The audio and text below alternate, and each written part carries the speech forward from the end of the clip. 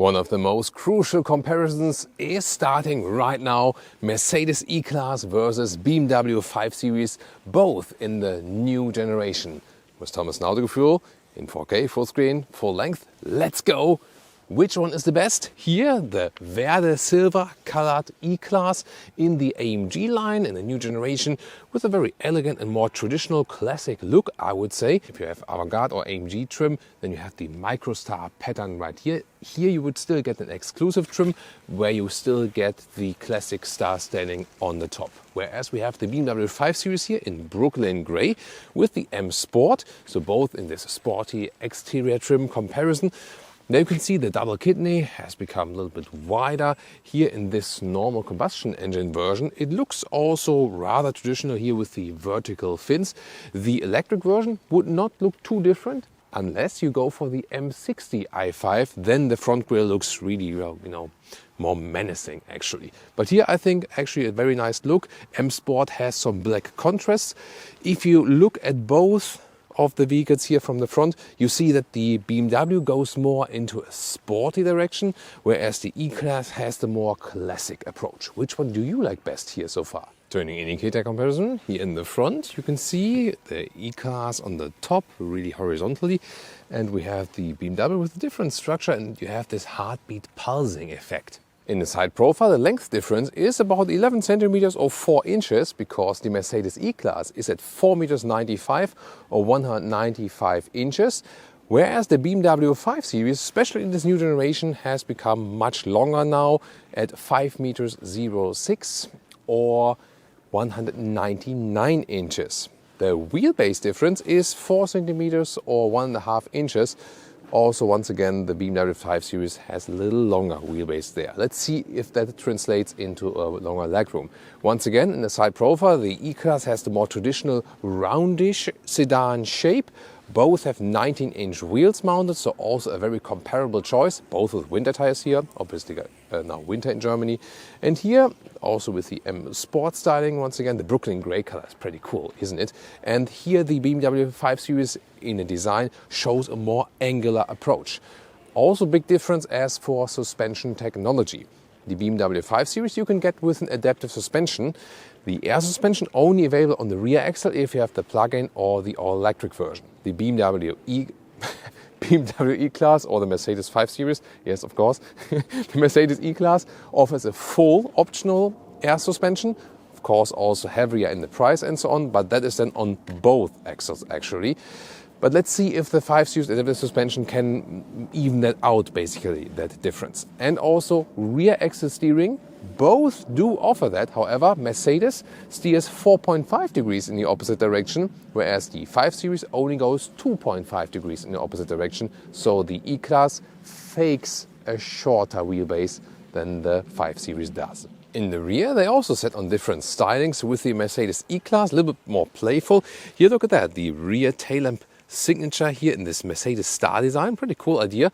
However, then in the bottom, Autogefühl fake exhaust police alert, because here this is just a pure fake exhaust. And in this case, the BMW 5 Series, more this German Bauhaus style, more angular design, also horizontally drawn tail lamps like this. M Sport has the black contrast in the lower part. I also found it interesting that the base models of the new 5 Series, they look more classy, more elegant. The M Sport, of course, always adds this more menacing look. And we can see here, clean design, no fake exhaust at all. Turning indicators, here actually the BMW is a clear winner. This looks just fancier, whereas with the E-Class it looks a little bit old school, or what would you say? But overall from the exterior, we'll of course have exterior, interior and driving today. So first chapter, which one would be your favorite just from the exterior? Which one then later interior and which one in driving? You tell me in the comments, please. Key fob comparison, Mercedes and BMW, obviously. So the BMW one is a little bit lighter. The Mercedes one has more metal ingredients, therefore it feels heavier and a little bit classier. Then the door handles here with the Mercedes, they are kind of integrated. You slide them and they come out like this, or also when you close the vehicle or open the vehicle. Also when you approach the vehicle, then they sometimes automatically come out and have this illumination that looks pretty fancy, but to me sometimes a little bit too complicated, I feel. And also the feedback they give is sometimes a little bit weird actually. Inside of the door, actually good build quality everywhere, just the high gloss black overload here, I don't like that much, and also they don't have haptic feedback here. In comparison to the S-Class, actually, they step up the game in the E-Class, we really have to say. Also in the lower part is all soft touch on the outside part. Inside part covered with felt, just here behind the back part not, but overall they thought about the details. Steering wheel, this is the AMG-Line with 2 horizontal spokes, and once again hashtag capacitive BS buttons. The normal steering wheel would look different, has this slot design in the lower part and has one area left and right each. Then the seats, this one here is animal skin equipment. They also have a full Artico high grade leatherette seat, but they don't push it that much and also don't offer alternatives for the high trims and so on. But the overall seating comfort, as for the ergonomics of the seats, is good, with one exception. In the very, very low back part of the seat, there is something, you know, like, I don't know, maybe from that base seat, like metal or something, which can be kind of hard, like on the very low part. It's not sure why that is. I think they should work on that, but overall you find good comfort. And 186 or 6'9", 6'9", 186. Well, I don't know, maybe I'm not drunk, so 189 or 6'2". I was mixing up the numbers totally. I'm sorry about that. I'm just human. So now there's enough headroom left. There's also a panoramic roof available. At the moment it's, you know, the shade is open and you can actually also still open that. So this is available for the E-Class everywhere. In the 5 Series you will just get a small panoramic roof you can open in the US or Northern American market. Otherwise you'll have fixed panoramic roof or nothing. But here you can pick between nothing and the one always you can open worldwide. Interior cockpit overview, starting with the Mercedes here. Wow, kings of ambient lighting for sure. I love it. Do you find it too much? Tell me in the comments. Of course, different colors are available, like this, or maybe also a green one to the Verde Silver exterior color. The only thing is that in this case, I sometimes indeed put the brightness for the front light strip there a little bit lower, because at night then it is blinding in the screen. Then we have this layout here, digital instruments. It's kind of like, you know, like offset a little bit. Then one huge screen here, and you have this super screen. This is an option. Otherwise, you would have the screen here and then the decor element there, which I found actually better, because passenger screen, not sure if there's so much use for that actually. Or what do you think? Would you use a passenger screen? Temperature control. The bad thing is here you always have to do 2 clicks. One here and then plus minus or slide it. Yeah, in the other Mercedes infotainment system you just can click plus and minus and it's always in that position. But here in the E-Class, not sure why they went for this software solution then. And this digital vent control, I think over-engineered. Why would it need to be moved electronically? Just because Tesla has introduced something like this? And I mean, manual is just fine. At least you can control it manually still. Infotainment system has this large tile view, and Apple CarPlay or Android Auto has this kind of integration, wired or wireless. And the head-up display, you can pick different stylings also for. Middle console here, what's cool, here you do not have to pick black piano lacquer. You can also go for this structure, this bright carbon fiber-like structure, I would say. Slide it open. Then the cup holders, they are not really sufficient because they don't keep heavier bottles or higher bottles tight enough. Inside of the rear doors, all soft touch materials here, just that they use the same thing that they use in the front and then black everything out, really. But what's cool is also here, rear doors, lower part, soft touch here, also felt on the inside. That's definitely really good. And then you can see here the rear legroom. It works for tall adults, but it's not, you know, that much considering the length of the vehicle. Headroom does exactly fit. I can put a hand over my head. And here, you know, this shoulder arm area is kind of narrow, so it is not ideal for rear passengers. It's okay, but considering, again, the length of the vehicle, you should have more space, I feel, and also a large middle tunnel you have here. A little bit more legroom here in the BMW 5 Series. This recess works a little bit better also for tall adults. And yeah, it's also a hand above my head here. So I think the difference is not that large, but just a little bit better than here with the 5 Series. However, then here from the materials at the inside of the doors, there once again the E-Class leads it. 5 Series here, this is then the solution where it is aerodynamic. At the same time, it's not that complicated, so I prefer these door handles than the inside of the... Wait a minute, door closing sound we have forgotten. BMW, that's solid. And the E-Class,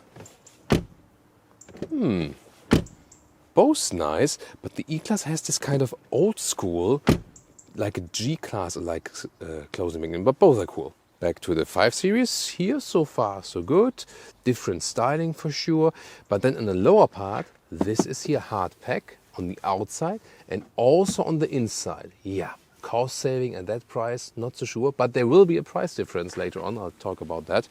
And then the interior, here this is then the M Sport steering wheel. It has one catch because the base steering wheel would also feature vegan material, which is actually better in the material choice, I feel at least when I tested it. This one not available then, this is then animal skin. However, the seats are animal free, and this is where BMW is actually going forward and leading, because the material itself is actually softer, plush, and also more breathable than the animal skin material that they offer themselves and also that Mercedes is offering. So this is actually pretty cool. So the seat comfort from the cushioning and the so-called Einsitzhöhe, listen and repeat, Einsitzhöhe, like the very top part that goes down, this is better here with the BMW, especially with the comfort seat. You also get the sport seat. I have tested both. Trust me, take the comfort seat always. It's way more comfortable, as the name says. Headroom, tough comparison because this one here is the one with fixed roof. Remember, Northern American market gets a small openable roof.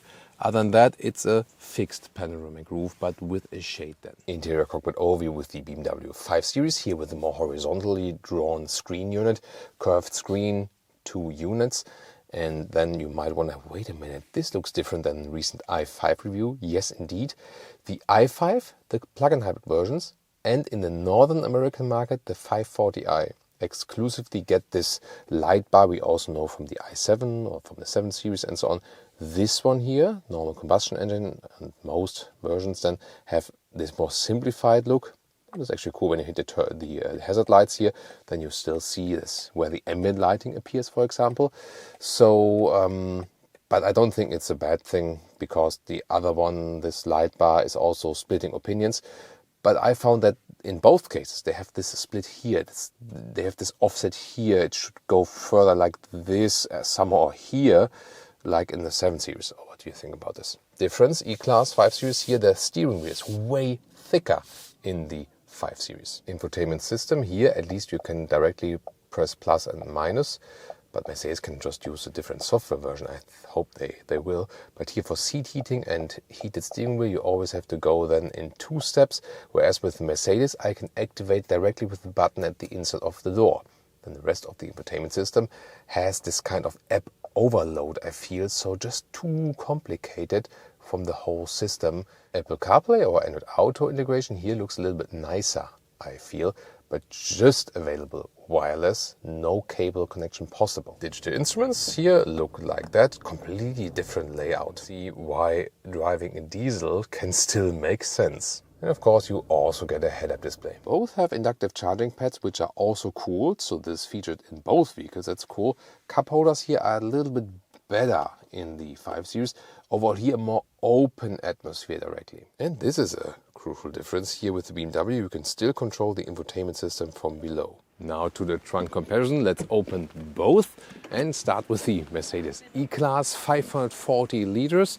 Here the width, good meter of 40 inches, also between the wheel arches then, and the overall length is about 115 in meters or 45 inches. Well usable, and you can easily fold the seats from here. Click, click button, and it goes through immediately. Just this hard plastic part here, I don't like it that much, but the folding mechanism is really good.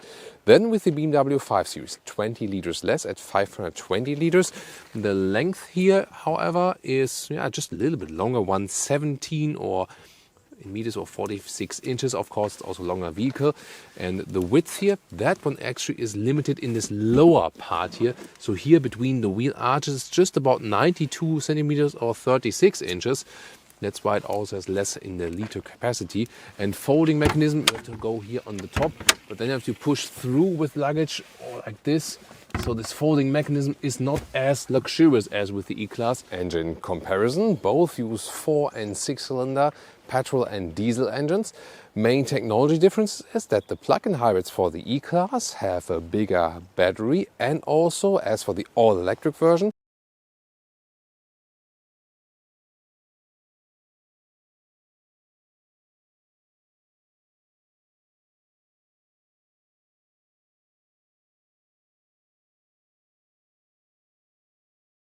is the 520D, so the 2-liter 4-cylinder diesels.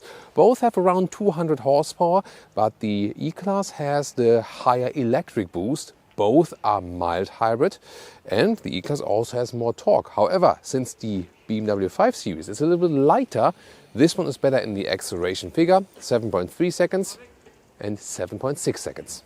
Right, let's start with the E-Class, and here U-turn first. Wow, look at that, 4.5 degrees in the opposite direction. The rear axle here with the rear axle steering, opposite direction of the front wheels. That's impressive. So, and that U-turn there, I can hardly do that with way smaller cars. So that is really impressive. And of course here the rear axle steering goes further than with the BMW. We'll soon compare it with the 5 Series, how it is there. Both very same comparable engines. Next is acceleration. And for that we go to the sport mode. We can select it here below. The pressing mechanism is not the best, however, but I can still press it down there. Or alternatively, I press it in the screen. That's possible. From 50 kilometers an hour, let's go.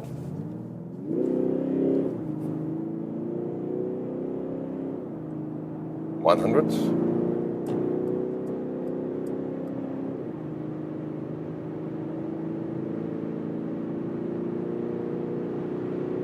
150.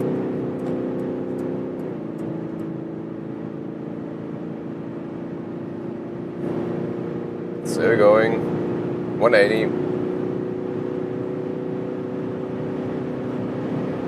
Plop, that's 190. So almost 200 kilometers an hour, 125 miles an hour. Doesn't feel too quick. It's also one of the entry-level engines though. And the BMW will be a little bit quicker, at least on paper, it says. Let's see about that very soon. And you might wonder, that's a little bit strange really, because the Mercedes here has a little bit better electric boost, has more torque. So a little bit more horsepower as well.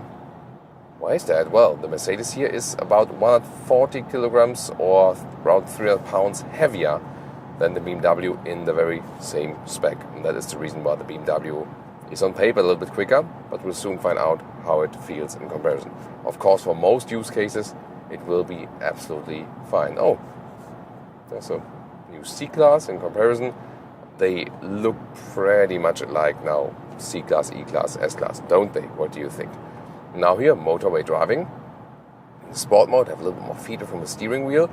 It reacts quite quickly, and that is unusual for Mercedes. So if we compare previous generation E-Class to this generation E-Class, the clearest difference is that it now feels sportier in the ride, especially from the steering. When I do a lane change, for example, see here I hardly have to turn the steering.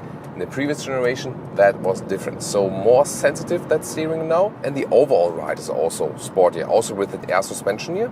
So also difference here, 5 Series E-Class. Here I have a full air suspension as an option. That gives me that very cool, typical E-Class ride as well.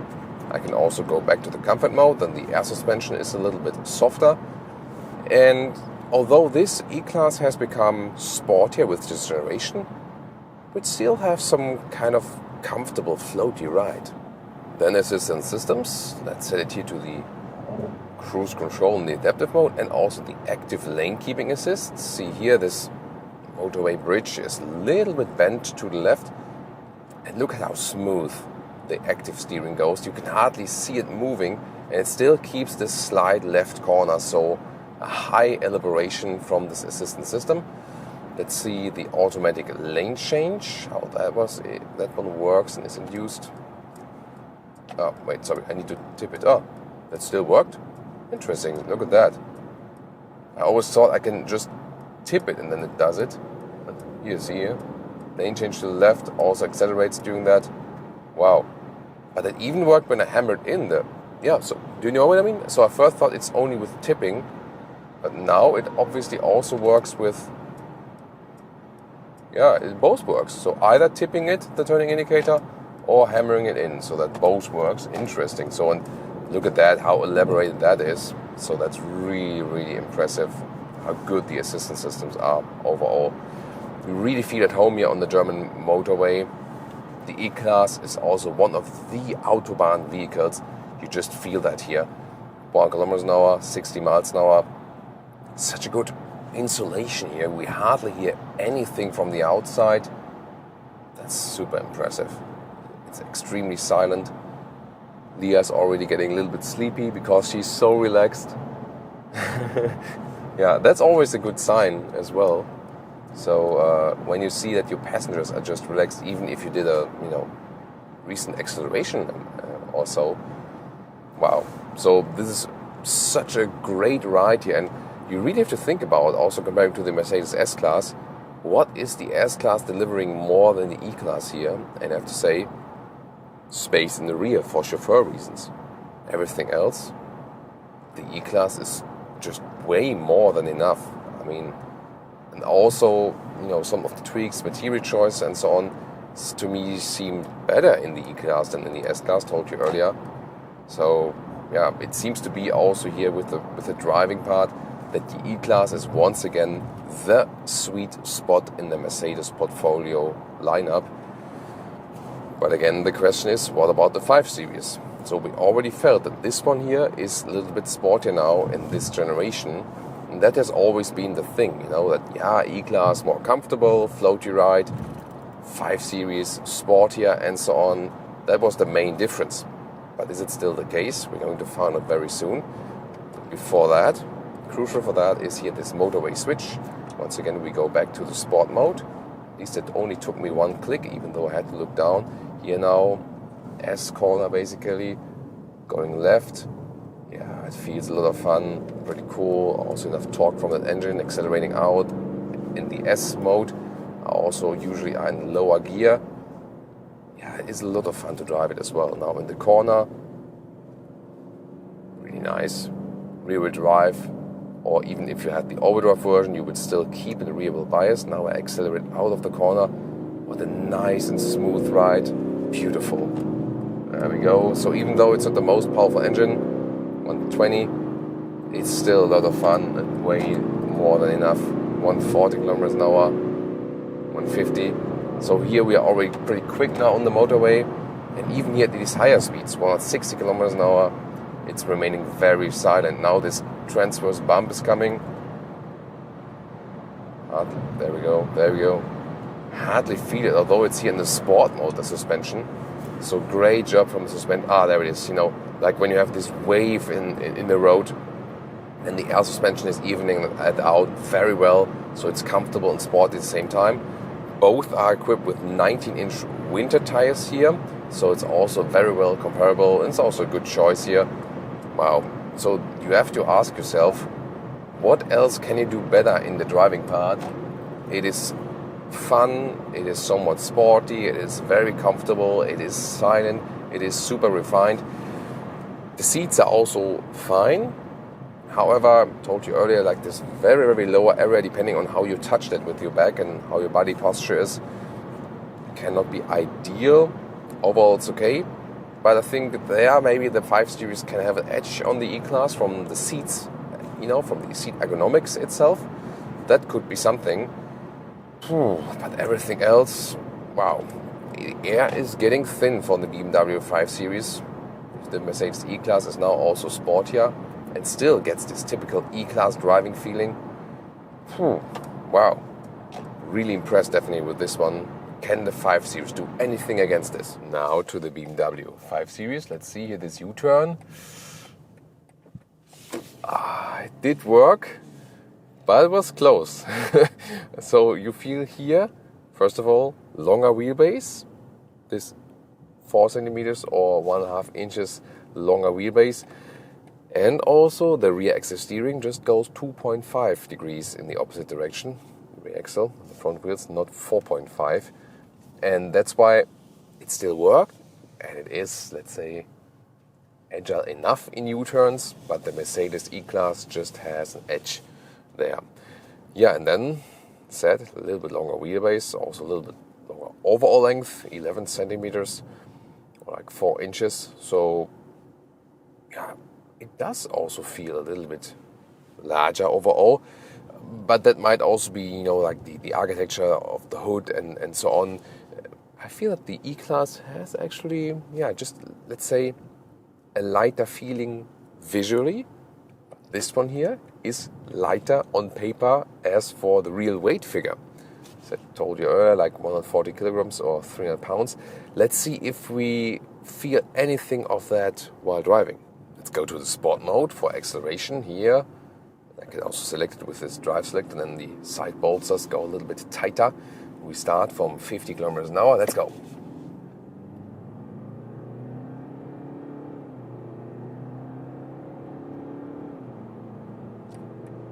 That's 120.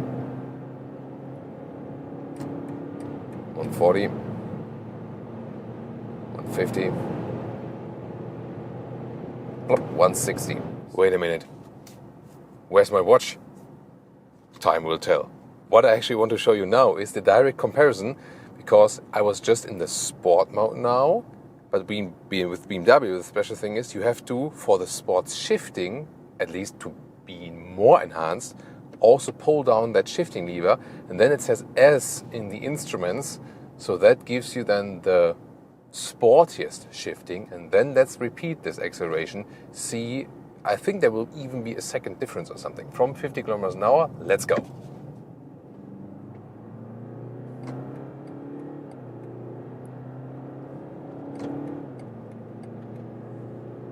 On 20.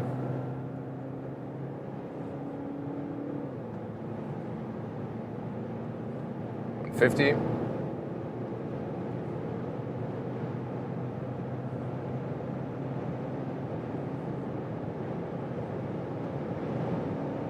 180. There we go. So interesting, that difference there. Yeah, I think that mechanism doesn't make any sense. It's also really silent. I mean, it's very windy outside today on both driving parts, and we hardly hear anything of that on the outside.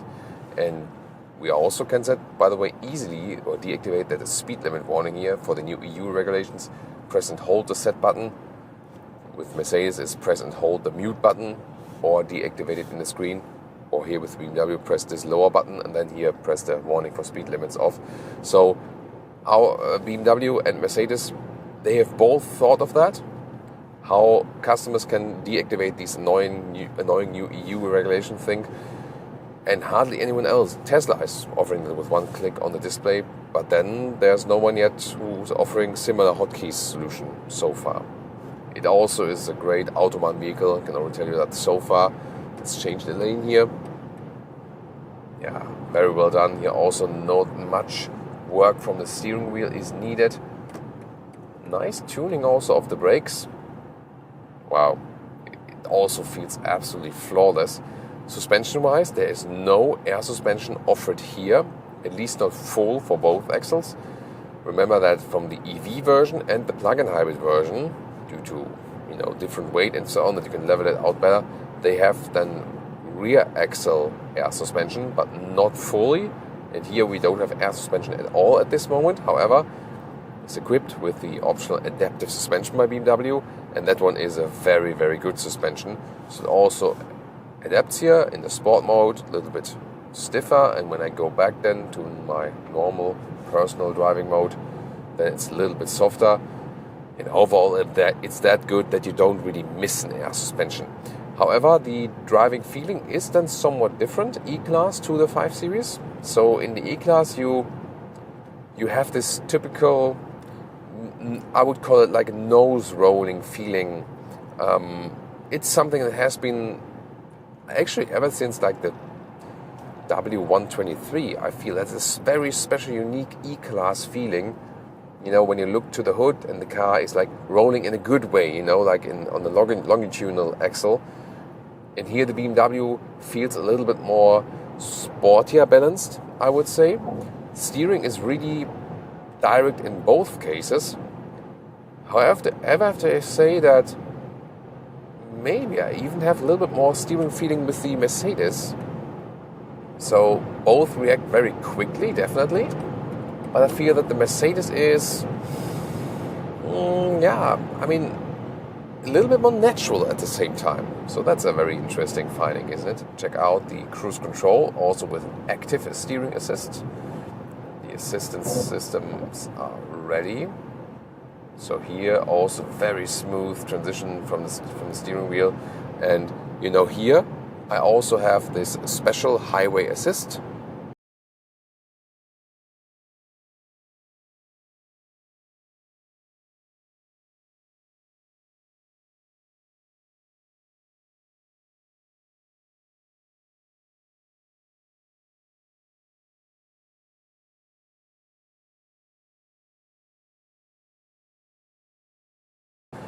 In a couple of markets, and that is also a very impressive feature we could test at an earlier stage then. Very, very cool. If you haven't seen that, you should check out that review as well. Back to the vehicle itself, German Autobahn, the motorway, definitely feels at home. The longer wheelbase maybe gives you some kind of calmness, yes. Then the seats are just awesome. Here this vegan leather is really very soft, gives you a lot of comfort.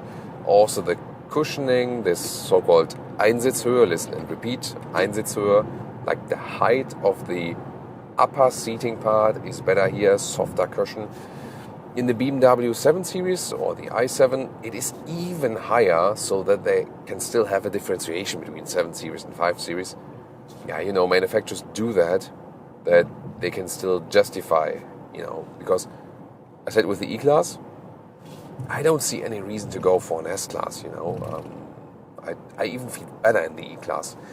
Here, 5 Series versus 7 Series, I feel because of the higher Einsitzhöhe, the 7 Series is even more comfortable, you know. So here I would have a little bit more difference between 5 Series and 7 Series. Let's go here to the Sport mode once again.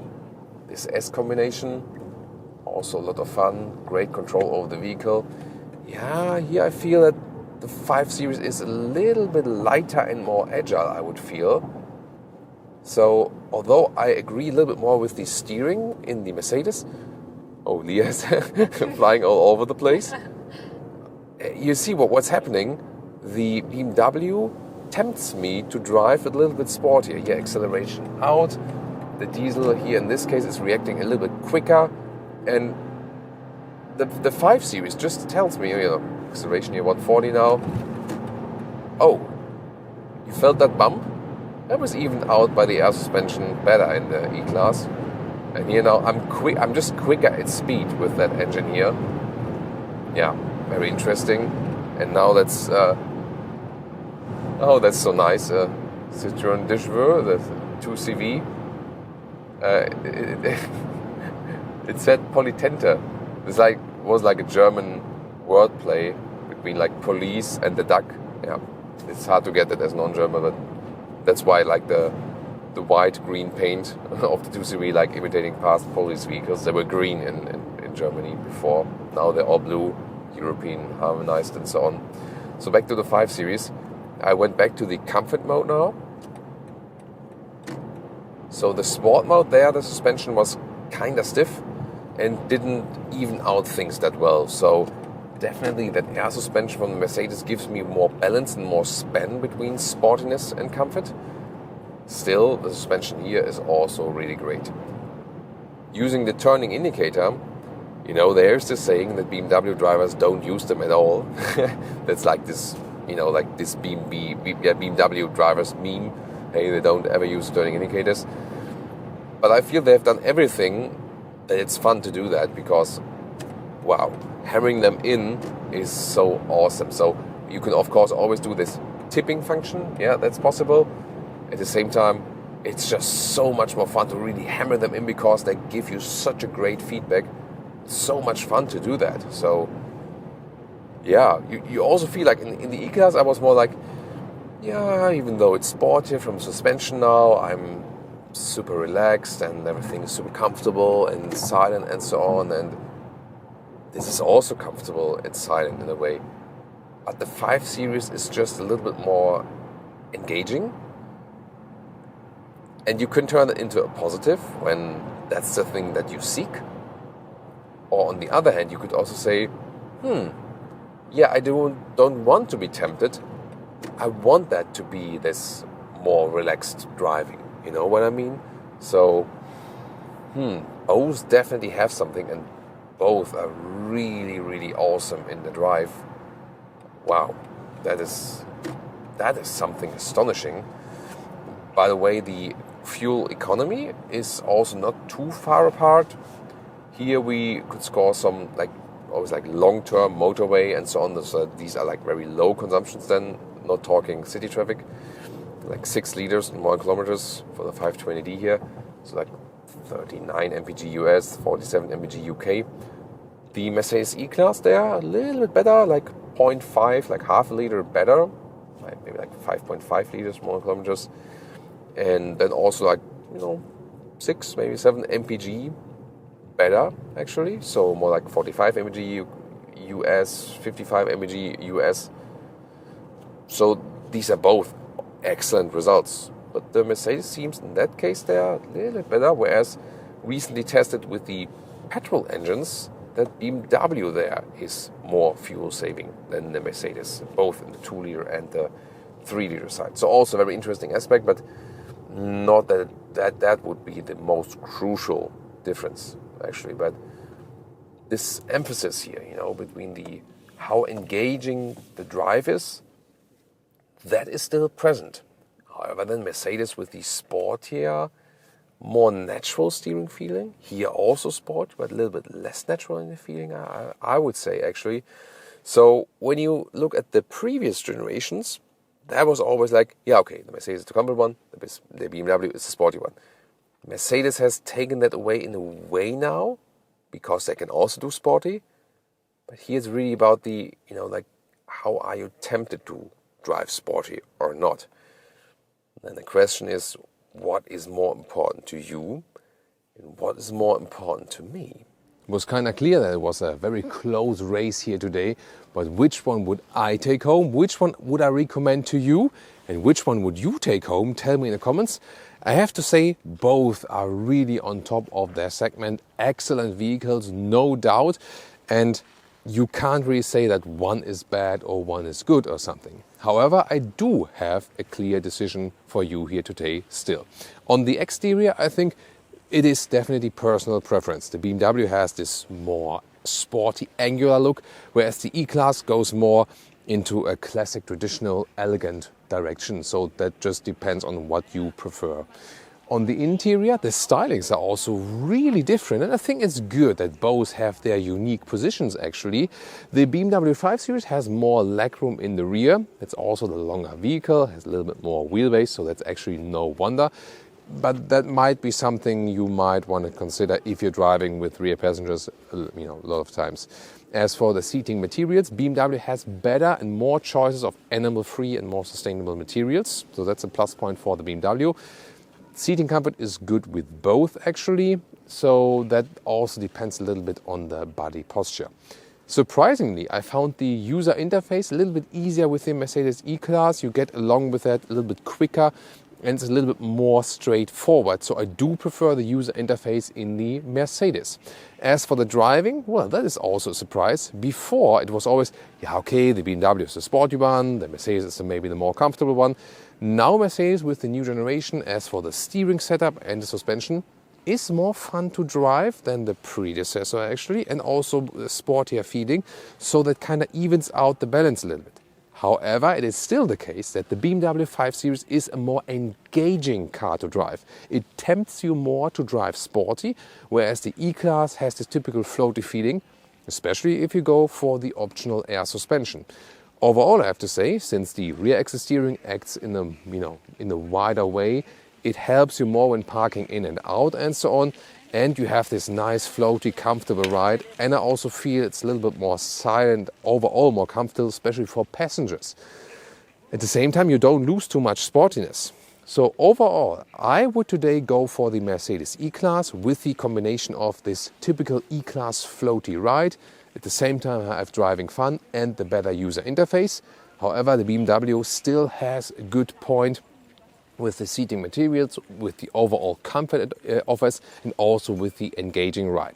Definitely a very close call. That was just a spontaneous gut decision. This is all when price doesn't play any role. However, if we then take pricing into account, these test vehicles here that are very comparable as they are spec'd are 84,000 euros for the BMW 5 Series and 104,000 euros for the Mercedes E-Class. So 20,000 euros difference. And then of course you have to ask yourself if the E-Class is 20,000 euros better. So if I could freely pick and same price, I would go for the E-Class, but 20,000 euros difference, well, I mean, of course, you also have to look at leasing rates. They might differ from here to here. Yeah, but definitely my gut decision was for the E-Class. This time it was the Mercedes. Last time in our comparison, it went a little bit differently. Check it out.